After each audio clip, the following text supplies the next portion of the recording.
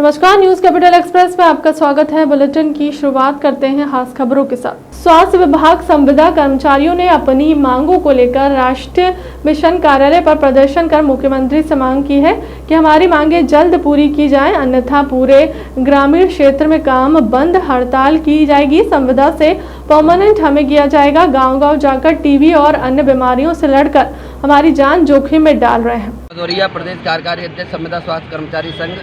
आज संविदा कर्मचारी सभी बड़े दुखी मन से भोपाल आए हुए हैं।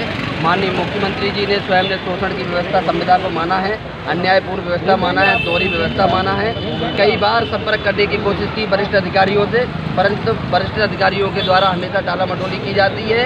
इससे बड़ी दुखी मन से यहाँ सभी लोग आए हों। हम माननीय अपने मुख्यमंत्री जी से भी निवेदन करना चाहते हैं, जो संविदा कर्मचारियों का जो मांग है उसको जल्द से जल्द पूरा करें। 5 जून 2018 की नीति को तत्काल लागू करें। और मिशन संचालक महोदया से भी निवेदन करना चाहते हैं कि हम परिवार के लोग हैं, सभी लोग काम को छोड़ करके यहाँ तक आए, आप चर्चा करें और जो हमारी मुख्य मांग है उनको तत्काल लागू किया जाए। निष्कासित साथियों की वापसी की जाए, MPW मलेरिया वालों को भी वापस किया जाए, आउटसोर्स जो सपोर्ट स्टाफ कर दिए गए उनको तत्काल वापस किया जाए। इस पूरे मामले में स्वास्थ्य मंत्री से चर्चा की आपने? बिल्कुल, स्वास्थ्य मंत्री से मैं पिछली बार भी मुलाकात की, हमारे प्रतिनिधिमंडल ने मुलाकात की, परंतु स्वास्थ्य मंत्री महोदय जी हमेशा आगे टालने की कोशिश करते हैं कि हम करेंगे, परंतु कोई ठोस निर्णय आज तक नहीं लिया है और न वरिष्ठ अधिकारियों के साथ उन्होंने कभी बैठक की है। इससे दुखी मन होकर के इतने लोग आए हैं। सर, लगातार आपके आंदोलन को अनदेखा कर देते हैं अधिकारी नेता लोग, तो आगे क्या कदम उठाएंगे आप? नहीं, बिल्कुल, जब हमने आंदोलन किया है सरकार हरकत में आई है और सरकार ने हमसे चर्चा भी की है, परंतु दुर्भाग्य का विषय ये रहा है जब चुनाव हुआ है तब एक नीति ला करके हमको सभी को लॉलीपॉप दे दिया जाता है। और निश्चित ही है कि अभी तो ये डेमो है।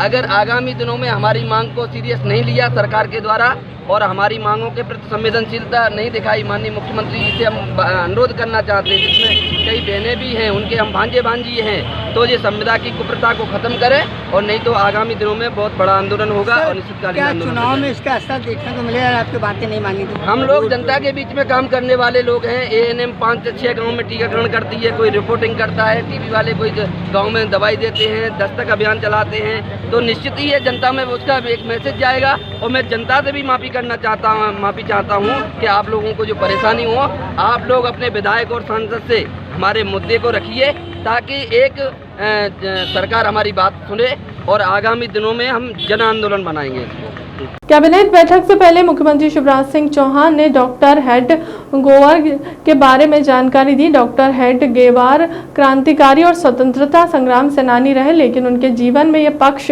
सामने नहीं आ पाया। कल बालाघाट जिले के रामप्याली गया था, जहां पे रामप्याली में वह कक्का के घर रहते थे। यहाँ से क्रांतिकारी और स्वतंत्रता संग्राम से संबंधित गतिविधियों का संचालन करते हैं, जो देशभक्ति की भावना को प्रज्वलित करने का काम करते। 22 जून को 1897 को जब हेडगेवार की उम्र लगभग 8 से 9 साल की थी, तब नागपुर में रानी विक्टोरिया की 60वीं सालगिरह का कार्यक्रम हो रहा था। तब वहां मिली मिठाई केक कर आ गए और बड़े भाई से पूछा कि केशव, तुमने मिठाई क्यों नहीं खाई? तो बालक केशव ने जवाब दिया, भैया, अंग्रेजों ने हमारे हिंदुस्तान, हमारे भोसले खानदान के खिलाफ काम किया है, हम इनके समारोह में कैसे हिस्सा ले सकते हैं। परम पूजनीय डॉक्टर हेडगेवार जी क्रांतिकारी भी रहे हैं और स्वतंत्रता संग्राम सेनानी भी रहे हैं, लेकिन उनके जीवन का ये पक्ष बहुत ज्यादा सामने नहीं आ पाया। कल मैं बालाघाट जिले में गया था तो रामपायली भी गया था। रामपायली में उन्होंने उनके काका जी थे, बाबा जी, उनके घर को रहते थे और वहां से क्रांतिकारी गतिविधियों का संचालन करते थे। और हमें से अधिकांश मित्रों को जानकारी होगी कि जब 22 जून 1897 को 8-9 साल की उम्र में जब महारानी विक्टोरिया की 60वीं सालगिरह मनाई जा रही थी ताजपोशी, तब एक आयोजन में मिठाई बांटी गई थी। मिठाई फेंक के आ गए थे ये विक्टोरिया की मिठाई। वहां के दशहरा मैदान में उनके भाषण होते थे, भारत की स्वतंत्रता और देशभक्ति की भावना है उसको प्रज्वलित करने का काम करते थे, तो उग्र भाषण भी होते थे, उनको भाषण देने पे प्रतिबंध भी लगाया गया था, फिर वो जेल भी गए थे। तो एक नहीं अनेकों के परिवार रहे, अनेकों जंगल सत्याग्रह जो बैतूल जिले में हुआ था उसकी रणनीति योजना भी उन्होंने वही बनाई थी।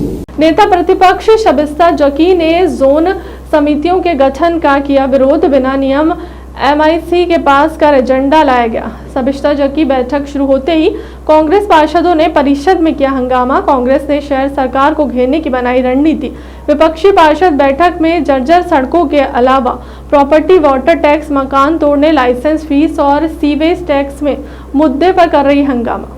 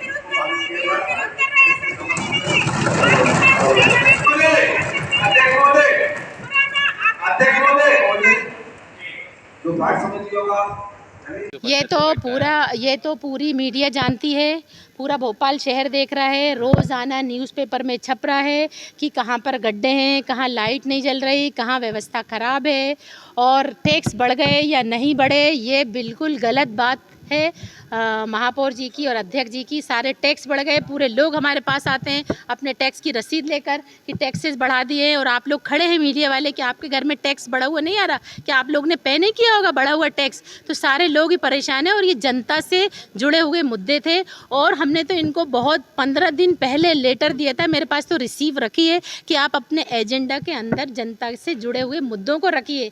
फिर अगर ये उसके ऊपर डिबेट चाहते थे और जनता के हितों की बात कर रहे थे तो क्यों नहीं शामिल किया। जोन समितियों के गठन का जो प्रस्ताव था वो भी MIC से पास होकर आया है, देखिए बिल्कुल MIC से पास होकर आया, और हमने जिस दिन इनका एजेंडा अधूरा आया तो मैंने उसी दिन ऑब्जेक्शन लिखकर इनको दिया, तो फिर इन्होंने सुधार करके उसको मीडिया पे चलाया। लेकिन पार्षदों को, किसी भी कांग्रेस के पार्षदों को नहीं दिया गया एजेंडा की कॉपी। आज एजेंडा की कॉपी हमको परिषद हॉल के अंदर मिली।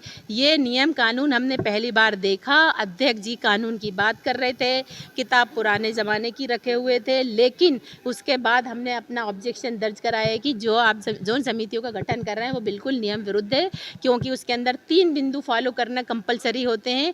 एक तो वार्डों की एक कुल संख्या, और एक वार्ड से दूसरे वार्ड का कनेक्शन, तीसरा आज की डेट में जितनी जनसंख्या है उसको 1 लाख से विभाजित करने के बाद कितनी जोन समितियाँ गठित होंगी। तो 21 होगा, कितने होना चाहिए था? 25 लाख है आज की डेट में। आज की डेट में 25 लाख है, 25 लाख 5,000, 25 लाख है तो फिर होना चाहिए थी 25। और अगर 2011 की जनगणना के आधार पे आप मान रहे हैं तो उस समय जनसंख्या थी 18,88,000, तो 19 जोन बने थे। अच्छा, जिस कर को लेकर आप लोग बड़े कर को लेकर हंगामा कर रहे थे, उनका कहना किसी तरह का कर बढ़ाया ही नहीं गया। तो मैंने तो प्रतियां दिखाई थी उनको बड़े हुए कर की, बाकायदा कमिश्नर की सील साइन से करी हुई, पूरे भोपाल शहर को मालूम है। तो और जो नहीं बढ़े थे तो फिर वो प्रतियां लेकर आते ना, दिखाते ना। हमने तो उनसे कहा था आसंदी से हमको दिखाइए, नहीं बढ़े तो लाइए दिखाइए, लेकिन ये झूठ, वो ऐसे ही बीजेपी वाले ऐसे ही झूठ बोलते हैं, आंखों के अंदर आंख डाल के झूठ बोलना में वो माहिर हैं। जबलपुर जिला प्रशासन और Indian red cross society Jabalpur के द्वारा 7 सितंबर को रक्तदान शिविर का आयोजन किया जा रहा है। इस रक्तदान शिविर में 12 स्थानों चिन्हित किए गए हैं। जिला collector doctor Ilaiya Raja T ने पत्रकार वार्ता के माध्यम से पूरे कार्यक्रम की जानकारी दी। उन्होंने बताया कि रक्तदान शिविर में जबलपुर शहर के प्रमुख चिकित्सा और रेड क्रॉस सोसाइटी के सदस्य मौजूद रहेंगे। वहीं विभिन्न सामाजिक संगठन के पदाधिकारी भी इस रक्तदान शिविर में बढ़ चढ़कर भाग लेंगे। वहीं कलेक्टर जिला इलैया राजा टी ने शहर के नागरिकों से अपील की है कि 7 सितंबर को रक्तदान शिविर में पहुंचकर रक्तदान करें, जिससे कि जरूरतमंदों तक रक्त पहुंच सके। और वहीं मेगा रक्तदान शिविर का शुभारंभ मानस भवन में किया जाएगा। और कलेक्टर इलैया राजा टी यह भी कहा कि आने वाले समय पर इस शिविर का आयोजन ग्रामीण क्षेत्रों में भी किया जाएगा, ताकि ग्रामीण क्षेत्र के लोग भी रक्तदान कर सके और रक्तदान के प्रति जागरूक हो। जिला प्रशासन रेड क्रॉस सोसाइटी के और सामाजिक संगठन की सहयोग से 7 सितंबर को एक मेगा ब्लड डोनेशन कैंप आयोजित करने जा रहे हैं। संस्कार रानी में जबलपुर में हमारी शहरी क्षेत्र में ऐसे 12 स्थान चिन्हित है, उसमें ना ब्लड डोनेशन की कैंप आयोजित है। जैसे कि सभी को विदित है, हमारी मेडिकल कॉलेज विक्टोरिया एल्गिन और भी हॉस्पिटलों में हर महीने कम से कम 2000 यूनिट को ब्लड को ज़रूरत पड़ेगा। इसी उद्देश्य से हम लोग इसका मेगा डोनेशन ब्लड कैंप हर महीने आयोजित करने के लिए निर्णय लिया है। रेड क्रॉस सोसाइटी ने इसका पूरा आयोजन को सभी शैक्षणिक संस्थाएं और सामाजिक संगठन की सहयोग से कर रहा है।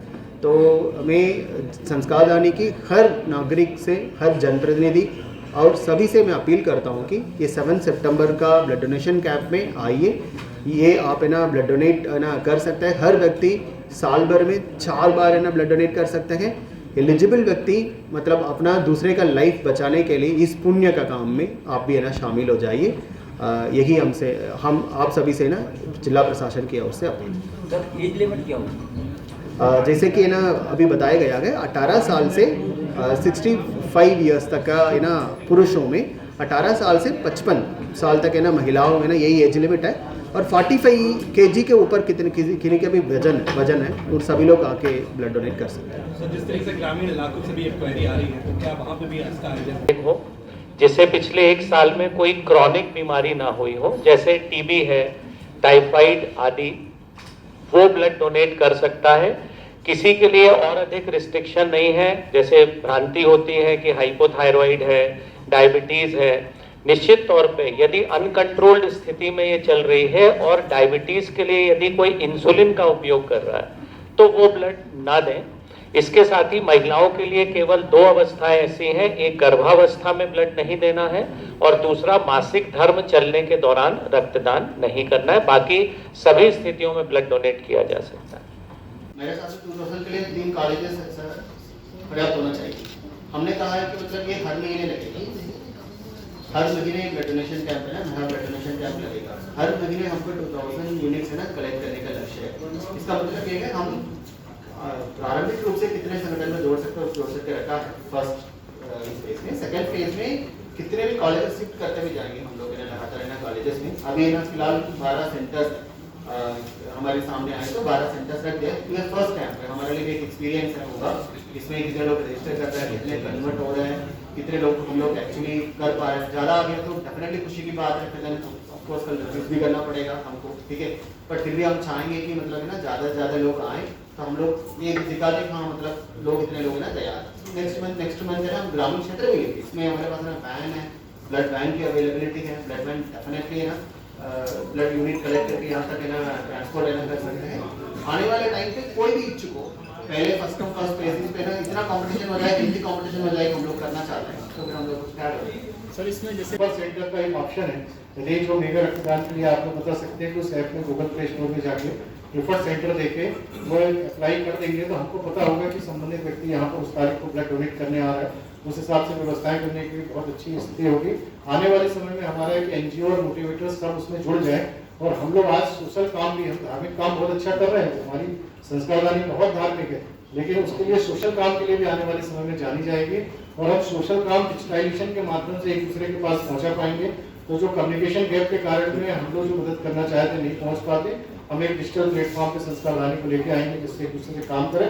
आने वाले समय में हमारी कोशिश है कि इस मोबाइल ऐप में किसी को जरूरत है तो रेड क्रॉस के माध्यम से वो रिक्वेस्ट भी कर सकता है, जिससे कि वो रिक्वेस्ट तुरंत उस संबंधित ब्लड बैंक जहाँ पर वो प्रिफर करेगा उस ब्लड बैंक को हम पहुँचाएंगे और उसका टर्न अराउंड टाइम कम करके उसको तुरंत ब्लड मिल जाए। और हम रेड क्रॉस सोसाइटी के माध्यम से उसको असिस्ट कर पाए कि आपको ब्लड की इतनी देर में उपलब्धता हो जाएगी। लगातार कॉल सेंटर से हम उसका फॉलोअप कर पाए और उसको जोड़ पाए कि उसको लगे कि हमको रेड क्रॉस सोसाइटी के माध्यम से जो कम्युनिकेशन गैप है वो खत्म हो। ऐसी हमारी योजना है। कलेक्टर साहब के निर्देश पे और गाइडलाइन पे हम लोग, जो कलेक्टर साहब का पुराना जो जिन डिस्ट्रिक्ट्स में रहे हैं उनका बहुत अनुभव रहा है इस तरह के सोशल काम में, उनके साथ काम करके हम लोग को बहुत गाइडेंस मिल रहा है कि आने वाले समय में हम सोसाइटी के लिए रेड क्रॉस सोसाइटी के माध्यम से उनके निर्देशन में बहुत अच्छा काम सोसाइटी के लिए कर पाए, ऐसी हम सबकी उम्मीद है। धन्यवाद। वो विस्तृत जानकारी और आपसे रूबरू होंगे। मैं उनको आगे का माइक सौंपता हूँ और आपसे आग्रह करता हूँ कि आप अगर कुछ चाहते हैं तो उनसे सीधे बात है। डिस्ट्रिक्ट एडमिनिस्ट्रेशन ऑलरेडी एक्सेसिबल है, हमें से एक फॉर्मल प्रेस कॉन्फ्रेंस हो जाना चाहिए इसमें। आप सभी को किसी सहयोग से ना आयोजित है ये ब्लड डोनेशन कैंप। अभी लोग फाइंड करते हैं, कभी बीच में पूरा साल भर में किसी संगठन ने 1000 किए हैं जबलपुर डिस्ट्रिक्ट में, वो 30% का है ना पूर्ति कर पाता है। जैसे कि है ना एक कितने पॉपुलेशन है उसका 1/2 इयर्स में कितने उनका ब्लड डोनेशन का रिक्वायरमेंट है। एवरी मंथ मिनिमम 12 रिक्वायरमेंट है, उसमें 1200 में डिफरेंट सर्जरीज हैं, ऑपरेशन वेरियस लेवल पे होता है। तो 1200 प्लस हमारी सामुदायिक स्वास्थ्य केंद्र है प्लस ब्लड बैंक को दिया जाता है। इसी प्रकार का देखो तो हमारा सीधे हर महीने को है ना हमको ब्लड की रिक्वायरमेंट है। इस प्रकार का ब्लड बैंक की आवश्यकता ये बताया जाता है कि आपको है ना कोई और ब्लड है ना हमको मिल जाए, हम लोग रिप्लेसमेंट अवेलेबल है, नेगेटिव है ये भी नेगेटिव है, या इस प्रकार का दिन भर है ना मैसेज चलाते रहते हैं। दिन भर उनकी डेफिनेटली बात में भी है ना लोगों के ना सहयोग तो डेली बेसिस पे चाहिए, बट एक लार्ज रेड सोसाइटी एक इनिशिएटिव ले लें, सभी लोग की है ना संयोजित करें, उसका ये शुरुआत है। मुझे लग रहा है एवरी 3 महीने में एक बार कर सकते हैं, मतलब साल भर में तो एक। मध्य प्रदेश की भारतीय जनता पार्टी की सरकार का मुख्य काम भ्रष्टाचार करना रह गया है। मुख्यमंत्री शिवराज सिंह चौहान राज्य की पहचान घोटाला मध्य प्रदेश के रूप में बना रहे हैं। व्यापम घोटाला, डंपर घोटाला, ई टेंडर घोटाला के बाद अब प्रदेश में पोषण आहार परिवहन घोटाला सामने आया है। दरअसल मध्य प्रदेश के महालेखाकार ने 36 पत्रों की मीडिया में प्रकाशित कर एक गोपनीय रिपोर्ट में महिला बाल विकास विभाग में हुआ यह घोटाला उजागर किया। रिपोर्ट के मुताबिक विभाग ने 2021 तक 4.05 मीट्रिक टन होम राशन का वितरण किया और 1.35 करोड़ लाभार्थियों को 23,093.21 करोड़ रुपए खर्च किए। रिपोर्ट में स्पष्ट बताया गया है कि जिन ट्रकों से राशन ट्रांसपोर्ट करने का दावा किया गया है वे ट्रक थे ही नहीं और उनके number motorcycle, car, auto rickshaw और दूसरे छोटे वाहनों के निकले। इनमें से कोई नंबर ट्रक का पाया नहीं गया। इसी तरह बाड़ी, धार, मंडला, रीवा, सागर और शिवपुरी के 6 प्लांटों ने बड़े पैमाने पर राशन की सप्लाई दर्शाई गई, जबकि जांच में पता चला कि इन प्लांट में राशन का स्टॉक ही नहीं था। आप सेवा के लिए आए हैं, मेवा खाने के लिए नहीं आए। और पैसा भी किसका खा रहे हैं आप? आपका आका दिल्ली में बोलता है कि ना खाऊंगा ना खाने दूंगा, और आप कहते हैं खुद भी खाओ मुझे भी खाने दो। सजन भाई ने कहा कि एक चोर दूसरे चोर को बचाने के लिए कैसा दूसरे दिन सर दब कर बैठ जाता है। मैं आपसे प्रार्थना करना चाहूंगा, और आज जो आप लोगों ने खबरें प्रकाशित की है, प्रसारित की, उसके लिए धन्यवाद देना चाहूंगा। और मैं आपसे फिर कहना चाहूंगा, जो हमारे नेता माननीय कमलनाथ जी कहते हैं कि आप कांग्रेस की मदद मत कीजिए मगर सच्चाई की मदद कीजिए। आप यदि गरीब, अनाथ, विकलांगों, प्रसूताओं और बच्चों की यदि मदद करेंगे तो मैं सोचूंगा कि आपने लोकतंत्र के चौथे स्तंभ को मजबूत करने का एक धर्म निभाया है, और ईश्वर भी आपको आशीर्वाद देगा, साधुवाद देगा, धन्यवाद देगा।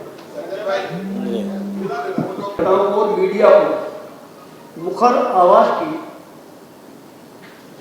कल्पना संजोए रहते हैं कि सच बोलने का एक कोई प्रतिबिंब चेहरा है तो हमारी पार्टी में माननीय सज्जन सिंह वर्मा जी का है। उन्होंने अपनी बहुत सारगर्भित बातें आपसे कही हैं, और मैं भी सबसे पहले कांग्रेस पार्टी के एक सिपाही के नाते इस प्रदेश की मीडिया को साधुवाद देना चाहूँगा कि तमाम दबावों के बावजूद आज आपने शिवराज सिंह नहीं, लूट राज सिंह चौहान की वास्तविकता बड़े बड़े कॉलमों पर प्रमुखता से प्रकाशित की और प्रसारित की है। आपको आभार व्यक्त करते हैं। मध्य प्रदेश के मुख्यमंत्री ने भी 3 दिन पहले राजनैतिक संकट और अपनी पद की कुर्सी के चलते भयभीत होकर सोशल मीडिया पर एक कैंपेन चालू की कि आत्मनिर्भर मध्य प्रदेश। पहले एक ट्वीट किया अली बाबा ने, मध्य प्रदेश आत्मनिर्भर। उसके बाद उनके 40 ... ने अपने ट्वीट चालू करके कथित उपलब्धियां जो भ्रष्टाचार से परिपूर्ण थी वो दिखाना चालू की। मगर उस तथाकथित आत्मनिर्भर मध्य प्रदेश को मैं कांग्रेस पार्टी के एक सिपाही के नाते कहना चाहूंगा कि 17 सालों में मध्य प्रदेश आत्मनिर्भर तो नहीं हुआ। घपलों, घोटालों, भ्रष्टाचारों का मध्य प्रदेश, मध्य कह रहा हूं, मध्य नहीं है, मध्य से आशय मेरा शराब से, मध्य प्रदेश के रूप में जरूर तब्दील हो चुका है। और फिर मैं कहना चाहूंगा कि जो फहरिस्त मध्य प्रदेश में कांग्रेस पार्टी आने वाले दिनों में भ्रष्टाचार की जारी करेगी। मेरा अनुरोध आप सब साथियों से कि विपक्ष में हम जनता की आवाज़ बनते हैं और हम आपसे आग्रह करते हैं कि कहीं ना कहीं आप हमारी आवाज़ बने, क्योंकि आपका जो माध्यम है वो इतना सशक्त है कि कोई टीवी चैनल देखे बिना रह नहीं सकता, कोई अखबार पढ़े बिना रह नहीं सकता। तो मेरा अनुरोध है कि जब इस प्रदेश में उन अबोध बच्चों के साथ इस तरह का भ्रष्टाचारी व्यवहार हो रहा है, उन गर्भवती महिलाओं के राशन पे डाका डाला जा रहा है, ये बड़े मार्मिक प्रश्न हैं। एक तरफ मामा इधर भांजे भांजियों और अपनी बहनों के राशन पे डाका डाल रहा है, एक तरफ भाजपा के वो धुरंधर लोग, वो कलाकार लोग, वो वृद्ध जन जो शासकीय पेंशन के बल पे अपना जीवन यापन करते हैं। पेंशन घोटाला इस प्रदेश में होता है। 17 साल भाजपा की शिवराज की सरकार में कार्रवाई की प्रत्याशा में वो प्रकरण लंबित रहता है। पेंशन घोटाला इंदौर का मैं आपसे, मतलब एक तरफ मामा बहनों के साथ, भांजे भांजियों के साथ अन्याय कर रहा है, तो एक तरफ उन वृद्ध जनों के साथ मार्मिक अपील मैं आपसे करता हूं कि कैसे उनका जीवन यापन होता होगा।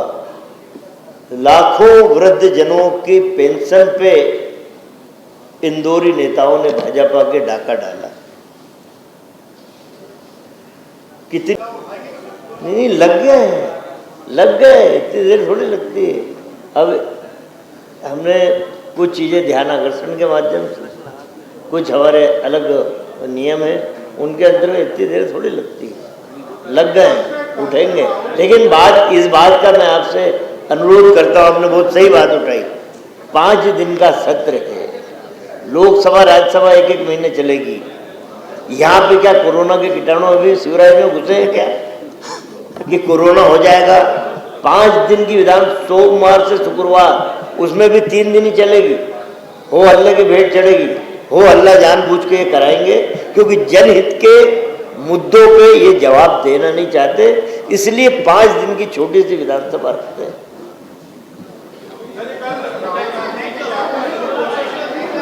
दमोह निवासी अनिल तिवारी ललित व अन्य याचिकाकर्ताओं के द्वारा हाईकोर्ट में एक याचिका दायर की गई थी।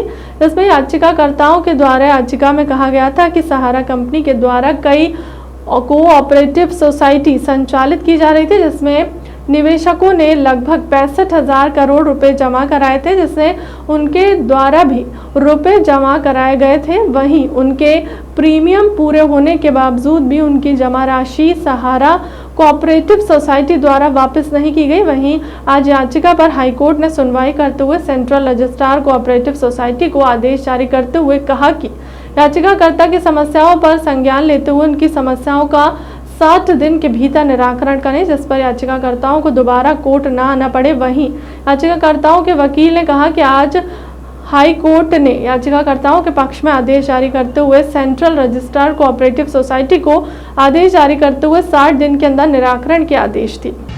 ये मामला ये है कि करीब 6-7 महीने पहले हम लोगों ने एक आवेदन पिटीशन लगाई थी हाईकोर्ट में, जिसमें ये बताया गया था कि सहारा ने जो विभिन्न प्रकार की कोऑपरेटिव सोसाइटीज़ बना रखी हैं मल्टी स्टेट, उसके माध्यम से जो देश भर से करीब 65,000 करोड़ का पैसा इकट्ठा कर रखा है और जिनकी मैच्योरिटी होने के बाद भी भुगतान नहीं किया जा रहा है, उसके संबंध में ये पिटीशन थी।